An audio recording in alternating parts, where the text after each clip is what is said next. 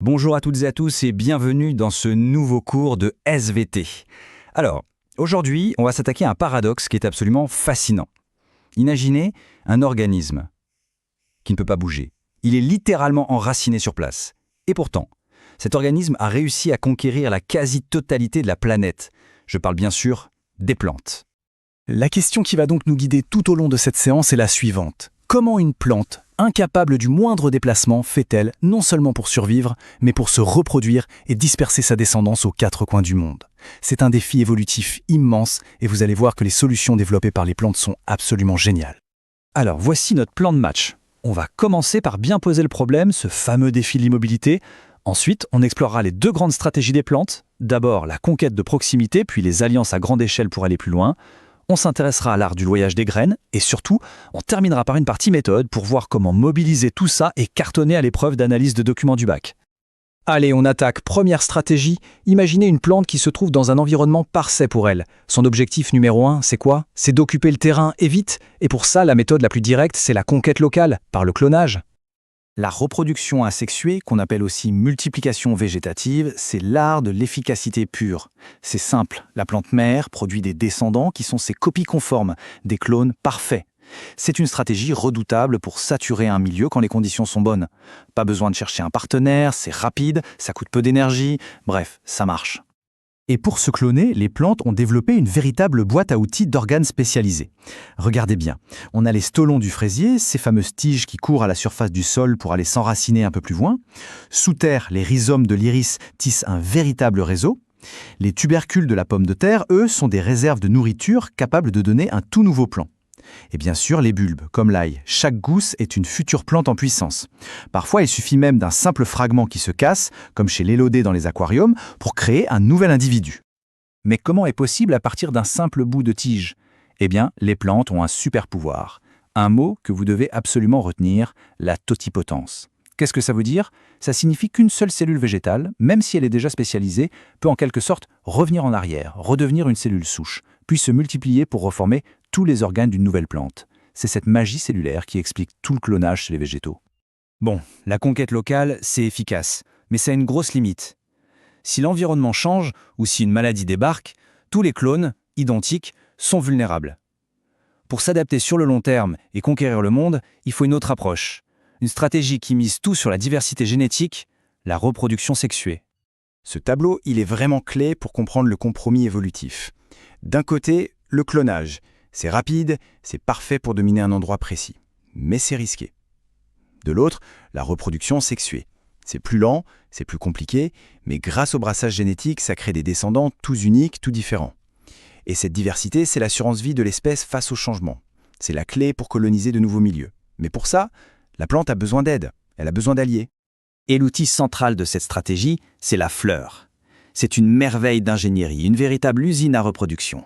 Si on la décortique, on a les sépales qui protègent le tout quand c'est un bourgeon, ensuite les pétales, le grand panneau publicitaire souvent coloré et parfumé pour attirer les clients, et au cœur de l'usine, les organes reproducteurs, les étamines qui fabriquent le pollen et le pistil, l'organe femelle qui abrite les précieux ovules. Le nouveau défi, c'est de faire voyager le pollen, qui transporte les gamètes mâles d'une fleur à l'autre. Pour ça, il y a deux grandes écoles. La première, c'est de parier sur la chance et le vent. Ça s'appelle la némogamie. Dans ce cas, les fleurs sont discrètes et elles produisent des quantités astronomiques de pollen très légers en espérant qu'un grain arrive à bon port. La deuxième option, c'est d'engager un livreur spécialisé, un animal. C'est la zoogamie. Et là, les fleurs sortent le grand jeu, couleurs flashy, parfum et une récompense, le nectar. Attention, cette collaboration n'est pas un simple service. C'est le résultat d'une histoire commune qui dure depuis des millions d'années. Cette citation résume parfaitement un concept absolument fondamental, la coévolution. C'est un processus où deux espèces qui interagissent vont influencer mutuellement leur évolution. Elles se façonnent l'une l'autre au fil du temps. Regardez à quel point ce partenariat est sophistiqué. C'est un véritable contrat gagnant-gagnant. La plante offre des récompenses, de la nourriture, comme le nectar plein de sucre ou le pollen riche en protéines. Pour guider l'animal, elle envoie des signaux, des couleurs, des formes, des odeurs. Et en retour, l'animal, comme l'abeille, développe des adaptations sur mesure. Une trompe pour aller chercher le nectar, des pattes avec des corbeilles pour stocker le pollen. C'est un dialogue évolutif parfaitement ajusté. Bon, la fécondation a eu lieu, l'embryon est bien au chaud dans sa graine, mission accomplie? Pas tout à fait. Maintenant, il faut que la nouvelle génération quitte le nid, qu'elle voyage loin pour ne pas entrer en compétition avec sa mère, et c'est l'occasion rêvée pour nous de nous mettre en mode backpack et de voir comment analyser un cas concret. Tout comme pour le pollen, les graines sont devenues des voyageuses expertes, avec des adaptations incroyables. Certaines sont de vrais parachutes, comme les aigrettes du pissenlit, ou des hélicoptères, comme les samarets de l'érable, conçus pour être emportés par le vent. La noix de coco, elle, c'est un bateau, capable de flotter des mois en mer. Et bien sûr, les animaux sont des alliés de choix, soit en mode velcro, quand les fruits de la bardane s'accrochent à leur pelage, soit en mode repas à emporter, quand ils mangent un fruit et dispersent les graines intactes, dans leurs excréments, avec un peu d'engrais en prime. Allez, on enfile la blouse de scientifique et on passe à la pratique. Voici un cas d'étude typique de ce qui peut tomber au bac. On s'intéresse à la relation entre un cactus du désert brésilien et un lézard. L'objectif, démontrer qu'il y a entre eux une relation d'entraide, un mutualisme, qui est le résultat d'une coévolution. Premier document, un graphique. La première étape au bac, c'est de décrire ce qu'on voit, sans interpréter. Alors, qu'est-ce qu'on voit ? Je vois que la courbe du nombre de fruits offerts par le cactus et la courbe du nombre de lézards actifs ont la même forme. Les deux atteignent leur maximum, leur pic, au même moment, en milieu de journée. Il y a donc une corrélation temporelle, une synchronisation parfaite. Maintenant, on commence à réfléchir. Face à cette synchronisation, quelle hypothèse peut-on formuler ? On peut supposer qu'il y a un lien entre les deux, une interaction. On dirait que le cactus met ses fruits à disposition pile au moment où le lézard est le plus actif pour venir les manger. Mais attention, à ce stade, ça reste une supposition. Il nous faut d'autres preuves. Deuxième document, les résultats d'une expérience. On a testé le taux de germination de deux lots de graines, celle prise directement dans le fruit et celle récupérée dans les crottes du lézard. Le résultat est sans appel. Les graines qui ont transité par le tube digestif du lézard germent plus de 3 fois mieux, 35% contre 10%. C'est une information cruciale. Et voilà comment on construit un raisonnement scientifique impeccable, la méthode que vous devez maîtriser. Étape 1, analyser, je décris les faits que j'ai extraits des documents, la synchronisation des activités et l'amélioration de la germination. Étape 2, interpréter, je donne du sens à tout ça en utilisant mes connaissances. Je déduis qu'il y a un bénéfice pour chacun, un mutualisme, le lézard gagne un repas et le cactus gagne une dispersion efficace et une meilleure germination. C'est gagnant-gagnant.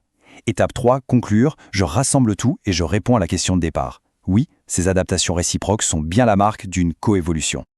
Parfait. Faisons maintenant le point pour être sûr que tout est bien en place en vue de l'épreuve. Voici les 4 concepts incontournables de ce chapitre. Ils doivent être parfaitement clairs pour vous. La totipotence, comme base du clonage. La pollinisation, pour le transport du pollen. La coévolution, pour expliquer les interactions complexes. Et la dispersion, pour la conquête de nouveaux territoires. Maîtrisez ces 4 notions et vous aurez la colonne vertébrale de votre argumentation. Et pour finir, un dernier conseil méthodologique, qui est vraiment la clé de la réussite à l'épreuve de SVT. Ne vous contentez jamais de décrire. Vous devez toujours faire le pont entre ce que vous voyez dans les documents, les données brutes, et ce que vous savez grâce aux cours, les grands concepts. C'est ce lien, cette connexion entre le voir et le savoir qui transforme une simple description en un raisonnement scientifique valorisé. Je termine avec un chiffre qui donne le vertige. Plus de 80% des plantes à fleurs sur notre planète dépendent des animaux pour être pollinisées. Pensez-y une seconde. Ça signifie que la survie de la grande majorité de nos écosystèmes, de notre agriculture, de ce que nous mangeons, repose sur ces alliances fragiles et complexes que nous venons de décrire. Et je vous laisse avec cette question, qui est au cœur des enjeux écologiques actuels. En comprenant comment les plantes se reproduisent, on comprend aussi l'incroyable fragilité de ces interactions construites sur des millions d'années. Si ces partenariats sont la clé de leur succès, que se passe-t-il quand l'un des partenaires disparaît ? C'est une question essentielle dont notre propre avenir dépend.